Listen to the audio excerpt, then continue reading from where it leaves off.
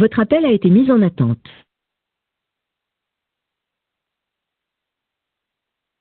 Votre appel a été mis en attente.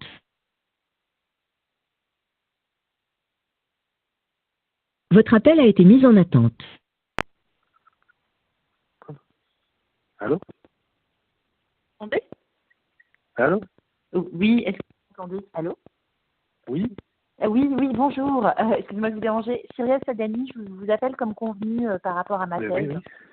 Oui. Oui, en fait, je vous enregistre en même temps. J'espère que ça ne vous pose pas de problème. C'est juste moi à titre personnel pour ma thèse. Donc, j'utilise d'accord. Ok. j'utilise une application. Alors, peut-être que le son passe mal, je ne sais pas. Mais voilà, c'est juste à titre Ça personnel. crachote un peu. Ouais. Ah, ça Ok. crachote un peu. D'accord, c'est pour ça. Ouais, c'est la première fois que j'utilise celle-ci. Donc, je D'accord. fais un test. Bon, n'hésitez pas à me dire si c'est pas très fluide quand je parle, si vous entendez mal. Voilà, c'est bon. Tout va bien. Ok, super. Oui, donc je vous appelle de la part de Benoît de Floréan, donc d'Ogilvy, que j'ai pu interviewer dans le cadre de ma thèse et qui m'a donné votre contact en me disant que ça serait très intéressant en tout cas qu'on échange. Donc je suis actuellement en train de faire une thèse auprès d'HEC et des mines ParisTech. Je suis en transformation digitale et du coup je m'intéresse à la mesure de l'émotion par rapport grâce aux neurosciences cognitives et surtout à sa mesure plutôt dans un point de vue technologique avec l'IA et la field data. Et j'essaye de confronter, de mettre en parallèle différents regards. Ça peut être des annonceurs comme par exemple LVMH que j'ai pu interviewer, ça peut être des chercheurs comme Michel Badoc qui est chercheur en neuromarketing, ça peut être aussi la CNIL, enfin voilà. J'essaye vraiment de confronter tout ça et voilà, d'où cet appel. Donc si ça vous va, j'aurais quelques questions à vous poser, si vous avez un peu de temps devant vous. Eh bien oui, on peut y aller. Hein. On peut se tutoyer même, hein, tout va bien. D'accord, ok, on peut se tutoyer. Tu as combien de temps? Eh bien, on peut se donner une demi-heure, ça va, non?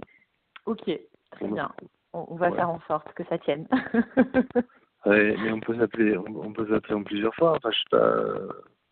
Moi, c'est la première fois que je me fais interviewer dans le cadre de quelqu'un qui fait une thèse, donc je sais pas du tout ce dont tu as précisément besoin et ce que tu attends de l'interview, mais je t'écoute. Ok, top.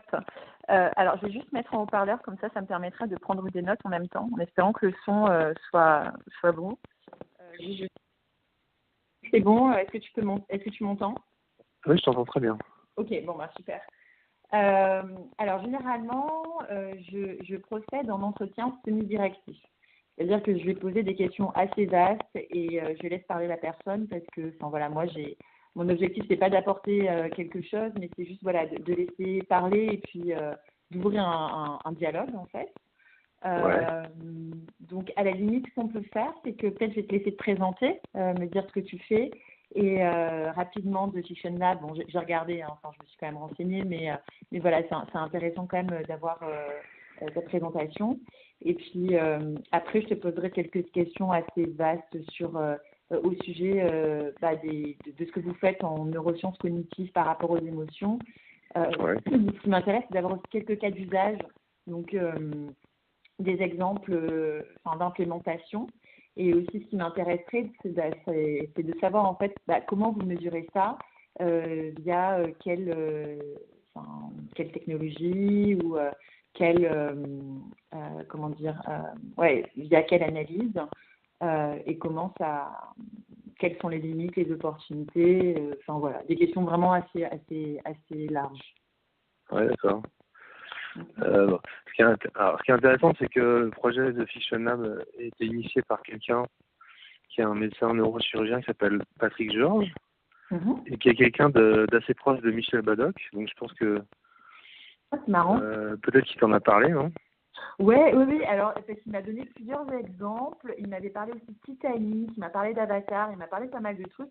Et du coup, la dernière fois, quand j'ai vu Benoît de Florian qui m'a aussi parlé de ça, je me dis c'est marrant, mais je pense qu'il me parle de la même chose en fait.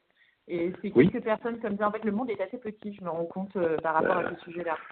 Ouais, En tout cas, ouais, avec Michel, ils ont. Alors, moi, je connais pas du tout Michel Badoc, mais je crois qu'ils ont écrit des bouquins ensemble, donc eux, ils se connaissent très bien. Ouais. Et mais qui est-ce qui parce que quand on fait une thèse, on a un maître on a quelqu'un qui dirige la thèse. C'est qui dirige la thèse? Alors moi, elle s'appelle Gashusha Kress et elle, en fait, c'est une collègue de Michel Badoc à HEC. Ah, ouais, qui s'appelle Anne quelque chose. Non, comment elle s'appelle? Il a aussi une collègue qui s'appelle Anne-Sophie Tour. Comment elle s'appelle? Ah oui, voilà. Ouais, okay. Anne-Sophie Tour-Toulou, mais en fait ils sont tous potes, hein. Enfin, je veux dire, ils se connaissent tous, donc voilà. Enfin, ok, c'est un petit milieu. Ouais. Ah oui. Mais alors, qu'est-ce qu'il t'a raconté Michel Badoc sur Avatar et Titanic et compagnie? En fait, il m'a dit que justement James Cameron s'était servi de tout ce qui était les neurosciences pour refaire des scènes de Titanic. Couper des passages, enfin revoir, je crois que c'est la scène où il dessine, pour que finalement ça captive plus l'audience, et du coup il s'est servi de données en neurosciences qui ont permis de retravailler ces scènes et de retester auprès de l'audience. Et par rapport à Avatar, il m'a parlé d'une étude par comment rendre sexy un monstre bleu auprès du public. Il me parlait quelque chose comme ça. Voilà. D'accord. Ok. Et d'accord, ouais. Oui, alors en fait, ça, ce sont des collaborations que Patrick George a faites avec des studios américains, mais là, il faudrait, pour avoir les détails de ça, il faudrait que tu puisses l'interviewer lui, ce serait plus simple, parce que lui, il a tous les détails, moi je les ai pas. Mm-hmm. Et je pense que c'est un mec qui est assez occupé. Mais je pense que Michel Badoc devrait pouvoir te mettre en contact avec lui directement. Okay. Pour avoir un petit point de vue. Moi, ce que je peux te raconter, c'est ce que j'ai fait avec lui depuis 2 ans et demi. Ouais. En fait, il a développé une méthodologie qui s'appuie donc sur les sciences cognitives pour effectivement essayer de mesurer. Alors les émotions, c'est un terme assez général et assez vague, mais l'idée c'est que quand tu regardes un film, ce que tu cherches c'est à ne pas t'ennuyer, ressentir des émotions et apprendre quelque chose. Voilà, l'idée c'est que les sciences cognitives elles peuvent nous aider, elles peuvent aider les professionnels de la production de contenu. Donc ça peut être des films, ça peut être de la série, ça peut être un talk show, ça peut être une émission de divertissement type The Voice et autres. Donc les contenus de manière générale, ça peut être aussi de l'information. On a travaillé pour les chaînes info pour essayer de comprendre ce qui pouvait alors devant les chaînes info, c'est pas du divertissement, mais ce qui pouvait freiner la mémorisation de l'information, ce qui pouvait faire qu'on se sente un peu surchargé en information, tout ce qui pouvait freiner la facilité avec laquelle on est en contact avec l'information. Ça, les sciences cognitives, elles peuvent nous aider à ça. Et alors moi, je suis pas un chercheur en sciences cognitives. Ouais, mais ça m'intéresse pas forcément d'avoir une vision chercheur, parce que déjà j'en ai pas mal, voilà, psychologue, etc. D'accord. Donc moi, ce qui m'intéresse, c'est quelque chose d'un petit peu plus concret. Déjà, savoir un petit peu, en quoi le fait de servir des neurosciences cognitives des émotions, ça vous aide à répondre à des besoins par rapport aux clients, en fait, les personnes qui vous approchent. Donc là, d'après ce que je comprends, c'est surtout de toute façon tout ce qui va être du visuel, du divertissement. Comment, par le biais justement de cette émotion, vous allez répondre à des problématiques, et en général, quelles sont ces problématiques, et comment aussi vous servez de la technologie pour mieux éclairer tout ça et fournir solutions ou des pistes d'éclairage, et aussi quelles sont peut-être, ça sera la fin, mais peut-être aussi les limites, etc. Mais voilà, déjà comprendre un petit peu pourquoi on vient vous chercher, et toi avoir un peu ta vision en fait par rapport à ces sujets-là. ton métier, ta vision métier, de ce que tu peux... Les problèmes des gens qui font des contenus, que ce soit donc des films, des séries, des pubs, des émissions de télé, je pense que tu les connais, c'est comment résoudre une audience qui baisse pour une émission, comment s'assurer que mon premier épisode de ma nouvelle série va rencontrer son public, comment s'assurer que ma bande-annonce va être efficace, comment s'assurer que ma pub va bien jouer son rôle dans l'esprit des gens. C'est ça les problématiques. Ouais. De tous les gens qui ont recours à ce genre de service. Et donc, nous, on est là pour essayer de leur apporter il y a déjà c'est un univers où il y a déjà beaucoup de conseils. Alors, dans la communication publicitaire, il y a beaucoup de gens qui ont des outils pour faire ce genre de choses. Nous, on essaie d'amener les sciences cognitives avec un point de vue un petit peu différent et plus au moment de la conception des contenus, plutôt que post-diffusion des choses. D'accord. On essaie de voir comment on peut optimiser un contenu. Quelles sont les informations qu'il faut rajouter ou optimiser pour rendre efficace les émotions qu'on veut faire passer, le message qu'on veut faire passer, les qualités de divertissement d'un contenu. Et donc l'idée c'est de travailler. Et en plus on travaille tôt, plus c'est facile de corriger. Parce qu'une fois qu'on a tourné des images, les images elles sont tournées, ça coûte cher de refaire des images. Si par exemple on s'aperçoit qu'un personnage n'est pas assez proactif pour une audience large, c'est plus facile au moment de l'écriture de l'histoire de changer ça plutôt qu'une fois que les images sont tournées. C'est toujours un peu trop tard. Donc en ce qui concerne la fiction, que ce soit les séries ou le cinéma, l'idée c'est d'intervenir au niveau du scénario. Donc, on prend un scénario, on regarde les ingrédients cognitifs qu'il y a dedans et on essaie de faire des recommandations au producteur qui lui ensuite travaille avec son scénariste pour réécrire le scénario. Ce qui est compliqué, c'est que de temps en temps, on nous voit avec un petit peu de méfiance, parce que les gens qui sont les créatifs, les artistes, ils sont pas forcément spontanément ravis de voir la science venir sans s'intégrer à leur travail, parce qu'il y a un peu une magie autour de la création. Et dans l'esprit de la plupart des gens, la création, le talent, c'est pas un truc qui est rationnel. Mais on essaie de travailler pour montrer qu'on est là pour être un outil. Ce sont des outils qui ont aidé à la création, ça a toujours existé. Et donc on essaie de montrer qu'on a un outil supplémentaire pour les aider dans leur travail. D'accord. Qu'on n'est pas là pour... Parce qu'un des risques qu'on a souvent, c'est que les gens imaginent qu'en ayant recours à ce genre de service, à ce genre d'outils, on va formater les choses. C'est-à-dire que toutes les séries vont se ressembler, tous les films vont se ressembler, mais bon, c'est pas du tout ça le but, évidemment. Et il y a beaucoup de pédagogie à faire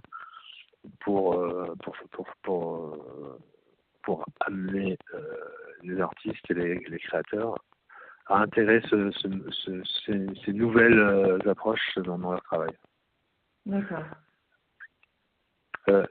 Les sciences cognitives et les contenus, j'ai l'impression que les sciences cognitives de manière générale appliquées à la vie de tous les jours, appliquées à l'éducation, appliquées au business, ça commence. Les perspectives sont assez gigantesques je sais pas si tu as eu beaucoup de conversations avec des chercheurs, je pense que oui, mais eux, ils sont très enthousiastes sur la capacité des sciences cognitives à résoudre plein de problèmes de la vie, mais ça fait nous commencer. Donc on tâte maintenant un petit peu, on a de beaux résultats. La collaboration avec James Cameron sur Titanic, moi j'y étais pas, mais c'est plutôt des beaux projets. La collaboration sur Avatar, il y a une collaboration sur House of Cards, il y a une collaboration sur une série qui s'appelle Mentalist, il y a une collaboration sur Doctor House. Enfin, le monde anglo-saxon de manière générale de toute façon est plus ouvert à ces approches dites quantitatives que que la France, en particulier la psychologie en France, rejette totalement ce genre d'approche. D'accord. Et alors, par rapport, je rebondis rapidement. Donc la première question, c'est que vous interviewez au niveau du scénario, mais du coup, quand tu parlais des ingrédients cognitifs. Donc là, ils sont de logique, parce que d'un point de vue investissement, j'imagine que voilà, c'est beaucoup plus onéreux de réagir une fois que l'image, enfin en tout cas, il y a déjà eu des images produites. Ouais. Donc au niveau du scénario, en fait, ça va être basé sur quoi? C'est sur le dialogue, sur les situations, c'est ça que quand tu dis? Ouais, ça va être là. En fait, un des principaux moyens de maintenir l'intérêt d'une personne devant une histoire, c'est de lui poser des questions. Qui est l'assassin? Est-ce que le papa va laisser sa fille sortir samedi soir? Est-ce que le héros va réussir à obtenir son augmentation, etc. Et puis retarder la réponse. Donc poser des questions à la tête des gens et retarder la réponse s'ils ont envie de savoir la réponse. Donc ça c'est un des moyens de garder l'intérêt. Et nous on a développé des méthodologies pour essayer de mesurer ça. D'accord. Alors pour aller très vite, c'est par exemple tu listes l'ensemble des questions qui sont posées au public, tu regardes à quel moment de l'histoire ces questions sont répondues, puis ça te crée des couches d'incertitude et de questionnement.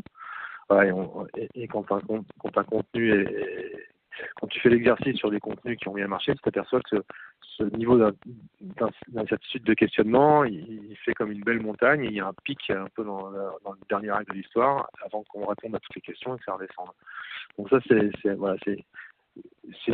un des moyens qu'on a pour travailler l'intérêt sur un scénario, c'est de lister toutes les questions qui sont posées et puis voir comment elles se chevauchent, et puis comment est-ce qu'on peut réorganiser éventuellement cette architecture de questions pour qu'il y ait bien une belle montée, une belle pique. Par exemple, on avait fait quand on fait l'exercice, on a fait l'exercice une fois sur un scénario de film, on avait par exemple le pic qui était dans le premier acte de l'histoire. Et puis après, dans le deuxième acte, c'était un peu plat, l'architecture de questionnement était un peu plate. Et puis il y avait un petit rebond dans le dernier acte. Cette forme de courbe de l'architecture de questionnement, c'est pas celle qui marche le plus. Donc ça, c'est un outil qu'on peut montrer aux producteurs et leur dire, voilà, comment on peut travailler. On s'intéresse à l'architecture de questions, puis on voit si ça correspond au modèle dont on sait que ça marche. Et puis si c'est pas le cas, comment est-ce qu'on peut réorganiser? Alors là, nous, ils peuvent nous demander qu'est-ce qu'on ferait nous, mais c'est souvent le travail du scénariste avec son producteur et le distributeur ou la chaîne de télé qui est le troisième un peu intervenant dans l'équation, qui réfléchissent à ce genre de choses. D'accord. Et en fait, après, on sait que. Ouais. Oui. Après, on sait par exemple que plus il y a de visages, le visage est un des vecteurs principaux de contagion émotionnelle. Quand tu vois un visage qui sourit, quelque part tu ressens cette joie. Quand tu vois un visage qui est triste, tu ressens cette tristesse. Donc on sait qu'un contenu qui est divertissant et qui satisfait son audience, c'est un contenu dans lequel tu dois avoir des émotions positives, des émotions négatives. Et donc à la lecture du scénario, c'est plus facile sur des images, mais même à la lecture du scénario, on arrive à voir les scènes, on arrive à imaginer que si un personnage sourit ou pas, et donc tu peux faire des relevés, et de faire des relevés quantitatifs de combien d'émotions positives tu as dans ton histoire, et quelles intensités elle a. Pour les intensités, on a des échelles, en général, les échelles semi-quantitatives qu'on utilise, ça c'est un peu notre sauce secrète. Elles ont entre 3 et 5 niveaux d'intensité. Donc après, tu peux faire également un graphique qui représente la répartition des émotions dans ton contenu. Et si tu vois qu'il y a des endroits où il y a des gros creux, ou qu'il y a trop d'une émotion ou pas assez d'une émotion par rapport à la cible que tu vises, par exemple, je sais pas moi, tu fais un téléfilm pour TF1 du lundi soir, tu sais à peu près ce que les gens attendent quand ils se mettent devant leur télé à ce moment-là, et tu peux, dès l'état du scénario, essayer de prédire ce qu'une version donnée du scénario va pouvoir générer, et puis de la modifier en fonction de la cible que tu veux atteindre. D'accord. Parce que évidemment, par exemple, si tu prends l'action le sexe, la violence, en fonction de si tu t'adresses à des ados ou à des adultes, évidemment tu peux pas mettre les mêmes ingrédients. Mais il y a beaucoup de choses que les professionnels qui font des contenus depuis 20 ans, ils font intuitivement. On est là que pour avoir une approche un peu systématique et puis ne rien oublier. D'accord, ok. Oui, donc en fait, vous utilisez en fonction du cas plusieurs outils et plusieurs mesures différentes en fonction de la problématique du départ, c'est ça? Absolument, ouais, absolument. Sachant que, en fait, les principaux ingrédients qu'on regarde, c'est les émotions positives et négatives. On va regarder les excitants. Les excitants, c'est tout ce qui est action, sexe et violence. On va regarder la tension et le stress. Mm-hmm. On va regarder ce qu'on appelle l'édification, c'est-à-dire toutes les situations où les gens apprennent quelque chose. Alors dans un jeu télé, ça peut être apprendre une recette de cuisine, mais dans une histoire, c'est plus quand on apprend une leçon de vie. Donc ça fait aussi partie des choses que les gens attendent en regardant des contenus. Et puis il y a ce qu'on appelle la participation, c'est une forme d'engagement. C'est par exemple quand tu regardes une série policière et qu'il y a des pistes, des fausses pistes, il y a une espèce d'histoire, elle joue la devinette avec le spectateur sur l'identification des coupables. Donc c'est ce petit engagement intellectuel, on appelle ça une participation, et de même nature que quand tu vas aussi voter pour un candidat dans un jeu de télé-réalité où tu gardes et tu élimines des candidats. Voilà, ça fait partie des ingrédients qu'on essaye qu'il faut avoir dans un contenu divertissant au sens large. Et c'est là-dessus qu'on essaie de mesurer. On va mesurer les actions positives, les actions négatives, l'action, le sexe, la violence, tension, stress, sadification, participation. Voilà, et en fonction de la cible. Alors aujourd'hui, la cible est super éclatée. Les jeunes générations regardent plus la télé de manière traditionnelle. Donc ça devient un peu compliqué la tâche. Mm-hmm. Mais on y travaille. D'accord. Ok.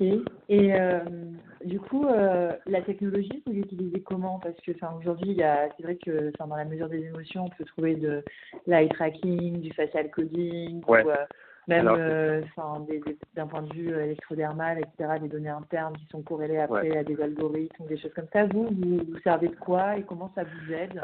Ouais, nous, on ne sert pas du tout de ces trucs-là. D'accord. D'abord parce qu'on essaye de travailler maximum en amont. D'accord. Et quand tu travailles sur un scénario, l'eye tracking, ça ne sert pas à grand-chose. Non. C'est plus compliqué. Nous, on a vraiment modélisé les attentes du public et on fait un travail d'analyse du scénario. On va collecter toutes les informations qui sont pertinentes, qui sont saillantes, qui ont un impact sur les satisfactions d'audience, c'est-à-dire, encore une fois, les émotions positives et négatives. On a fait la liste tout à l'heure. Voilà. Et on appelle ça des CFX, Cognitive Special Effects dans le jargon. D'accord. Voilà, ce sont les morceaux d'information ou la manière d'organiser l'information pour avoir un effet sur le cerveau. D'accord. Mais on fait vraiment que de l'analyse de l'information. Voilà, on n'utilise pas un appareillage dans lequel tu as besoin d'un panel, c'est-à-dire de quelqu'un qui fait le test, et dont tu collectes les réactions, en fait. C'est ça dont tu parles, et nous, on ne fait pas du tout ça. Il y a d'autres boîtes qui font ça. Moi j'avais rencontré une boîte, et ils sont très bien, une notion qui s'appelle Data Calab. Tu les as peut-être Data Calab, j'ai rencontrés. Tu les as déjà rencontrés? Oui, ils ont déjà été interviewés, ouais. Ok. Bon, eux, c'est typiquement ça qu'ils font. Ouais. Et vous interviewez, voilà, comme tu disais, sur des ingrédients, en fait, des ingrédients cognitifs qui vont vous permettre, en fait, de juger, les différents, la liste que tu m'as donnée avant. Mais en fait, vous n'utilisez pas du tout la technologie, c'est plus vous qui analysez comme ça. Alors, pour l'analyse, on a un certain nombre logiciels d'analyse textuelle qui font des analyses automatiques. D'accord. Par exemple, qui vont nous permettre de voir qui est, en fonction de la proactivité des personnages, qui va apparaître comme le héros de l'histoire dans le scénario. Hein, on a déjà eu des cas où, par exemple, quand on fait une analyse, on s'aperçoit que finalement, alors, le personnage qui est le héros pour le producteur et l'auteur, c'est-à-dire le personnage principal, celui qu'on voit plus souvent dans les scènes, on s'aperçoit que finalement, dans la tête du public, celui qui sera le héros, c'est pas lui, mais ce sera son meilleur pote, parce que son meilleur pote, c'est lui qui donne des conseils, qui dit tu devrais faire ça, il faut faire ça, alors que le héros, qui est le héros pour le producteur et son scénariste, c'est un personnage qui se laisse aller, qui est toujours attentif, etc. Et ça, par exemple, on sait que pour un public large, il vaut mieux des héros proactifs. Bon, ça, c'est le genre de conclusions auxquelles on arrive avec nos outils d'analyse automatisés. Et puis, il y a tout ce qui est échelle semi-automatique, comme les niveaux d'émotion et le niveau d'action, par exemple, qu'on peut évaluer dans une scène. Ça, pour l'instant, l'humain est encore plus efficace que la machine. Donc, on a des analystes avec qui on travaille et qui nous font ces analyses un peu à la main. D'accord. Mais on travaille à l'automatisation de tout ça progressivement. Et vous travaillez à l'automatisation de tout ça avec, c'est vous qui développez des logiciels ou vous regardez un peu ce qui est sur le marché et vous voyez après sur ce qui pourrait vous aider dans ce type de situation.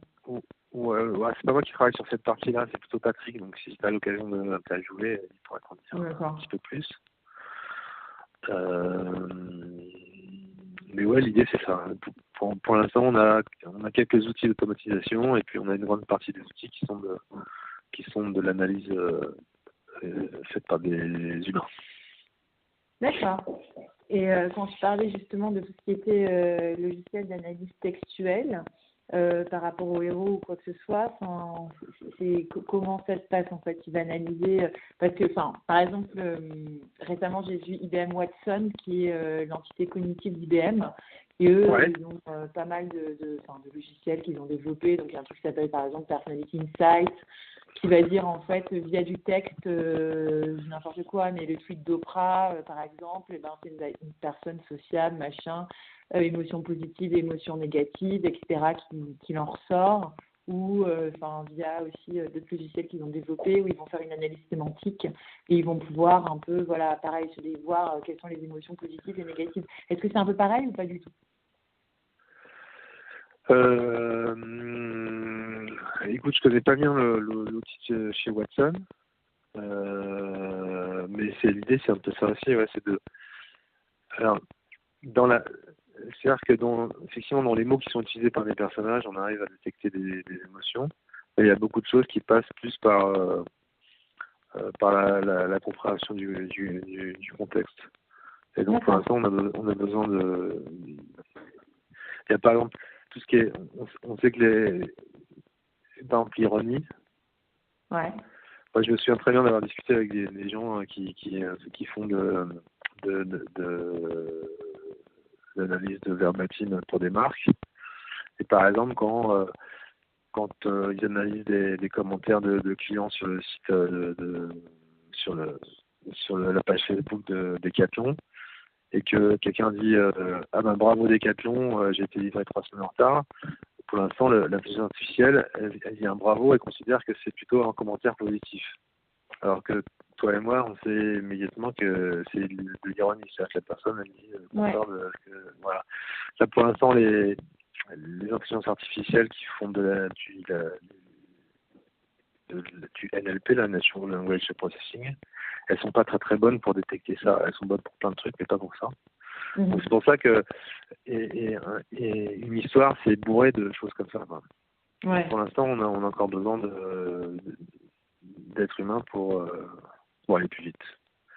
Ouais. En tout cas, on peut utiliser intelligence artificielle pour passer, entre guillemets, à la moulinette les scripts. Mais après, il faut qu'un humain repasse derrière pour voir s'il n'y a pas eu de grosses erreurs d'interprétation qui ont été faites, parce que les machines ont encore du mal à intégrer les contextes de manière aussi, suffisamment efficace par rapport aux humains.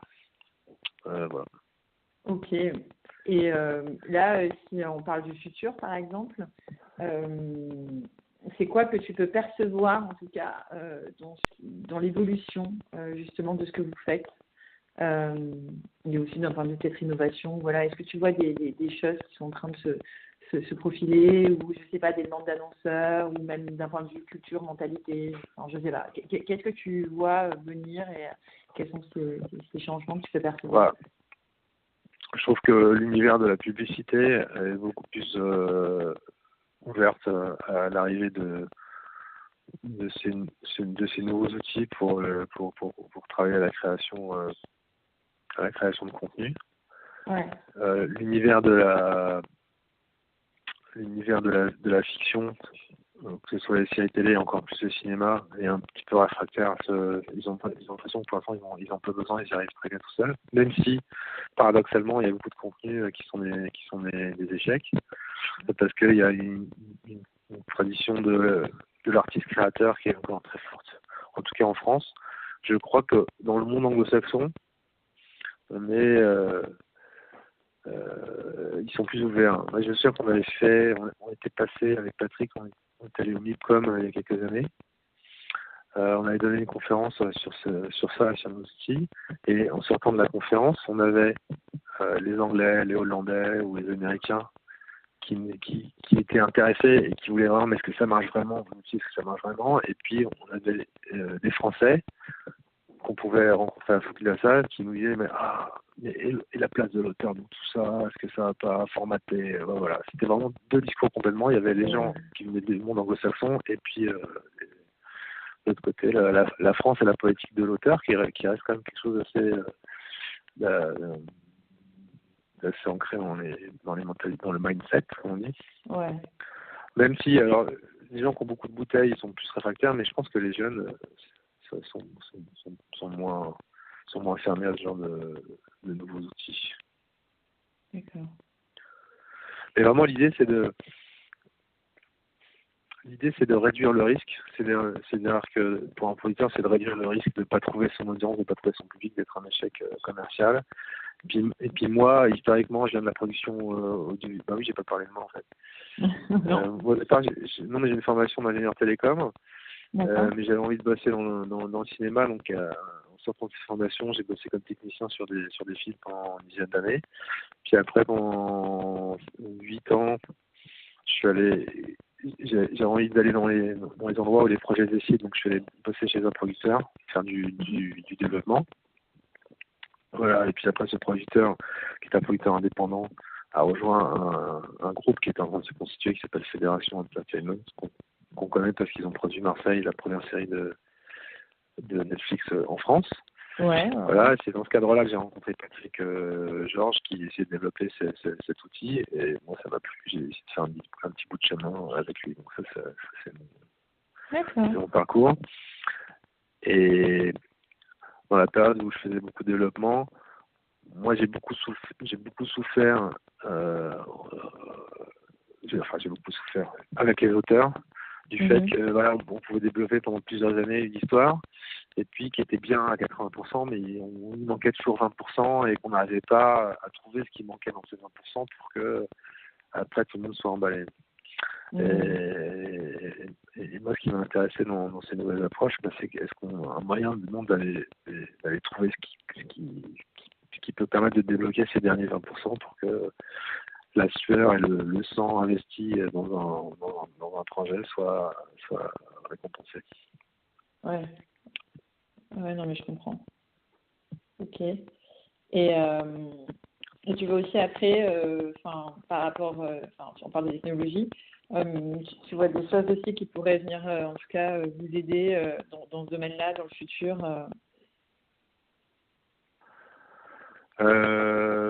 Écoute, oui, moi je suis en train de petit à petit, en fonction des gens que je rencontre plein de talents différents, et je pense qu'il y a il y a des choses à faire. Il y a peut-être moi, je peux te recommander auprès de 2 personnes si tu veux aller creuser d'autres approches. Mhm. Il y a une boîte qui s'appelle Scriptbook, qui est une boîte belge. D'accord. Ils font de l'intelligence artificielle, mais au sens machine learning, où ils vont prédire le box-office d'un scénario à l'aide d'outils de machine learning. C'est-à-dire qu'en étudiant le box-office de plein de scénarios, en étudiant 10 000 scénarios et leur box-office, voilà, ils peuvent ensuite, à partir d'un scénario qu'on leur donne, essayer de prédire le box-office de ce scénario. D'accord. Ouais.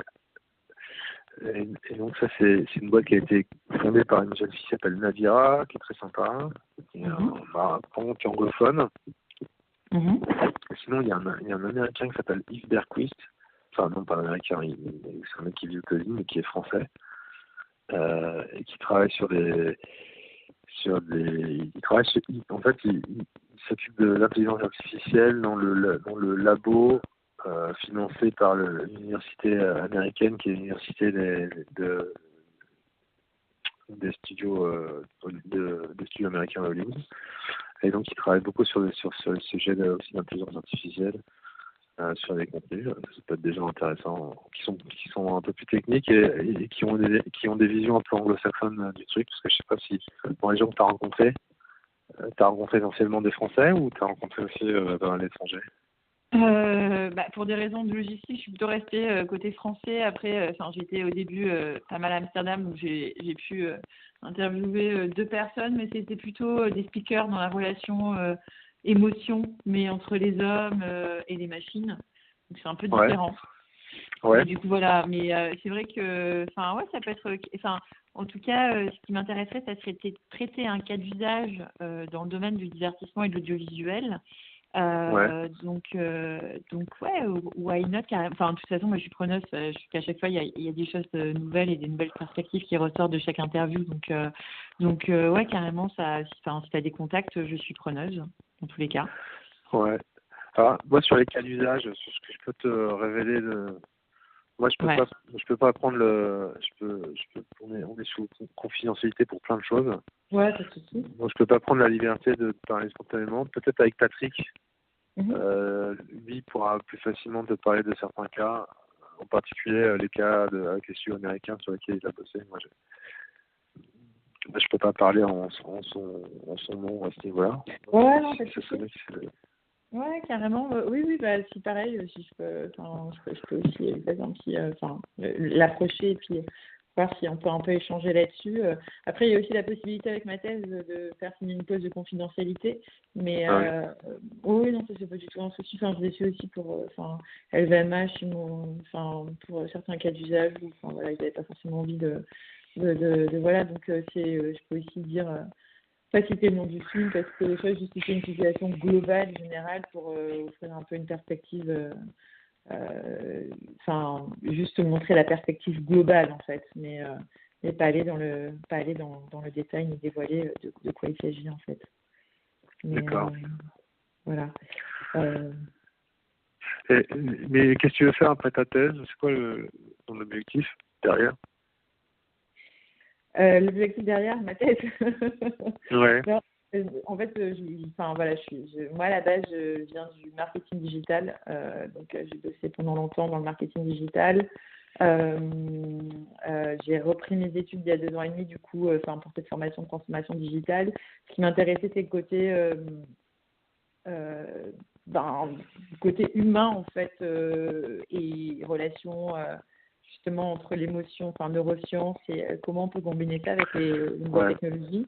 Et donc voilà, là pour le moment je suis là-dedans, ça me prend beaucoup de temps. L'après c'est voilà, voir ce qui peut se dégager de tout ça, et voilà, j'ai pas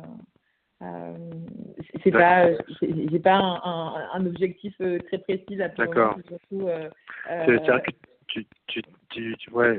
Ma question c'était plus, est-ce que après derrière tu cherches à monter ta propre boîte, ou bien est-ce que tu cherches est-ce que tu as collecté le mettre au service d'une boîte de conseil, ou ça, mais ça t'as pas encore réfléchi à ce que tu veux faire derrière, quoi. Il y a des possibilités. Maintenant, voilà, pour le moment, je suis plus dans. Enfin, la thèse est tellement prenante que du coup, D'accord. voilà, je suis vraiment là déjà en plein dedans. Et puis voir après. Après, je continue moi. Je bosse quand même à côté, mais en tant que.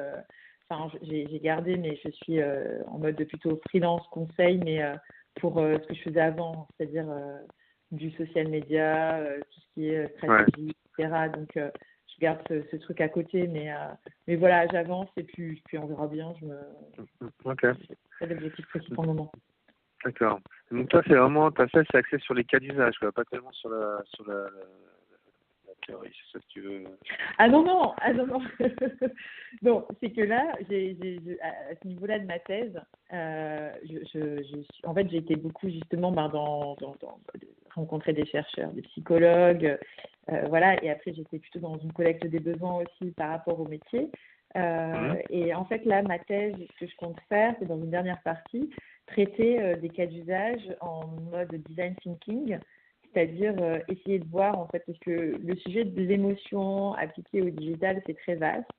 Donc là, j'essaye de resserrer plutôt sur une partie intelligence artificielle et data.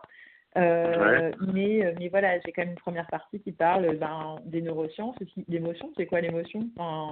Donc j'ai quand même une partie très, très théorique, et à la fin, plus j'avance dans ma thèse, plus j'arrive vers des cas spécifiques, et je souhaite montrer quel type de solution pour mesurer l'émotion au regard de la technologie, dans quel secteur, dans quelle industrie. Donc par exemple, clairement, si je cite l'exemple d'IBM Watson, je vais traiter un exemple, tout ce qui va être au niveau de l'accueil, par exemple, d'un service client, où on va analyser la voix, où on va pouvoir après, on va pouvoir savoir si le ton est neutre, si la personne est contente. Enfin, à chaque fois, c'est des situations, et voir pour quel type de solution, qu'est-ce que ça apporte en fait. Alors, d'accord.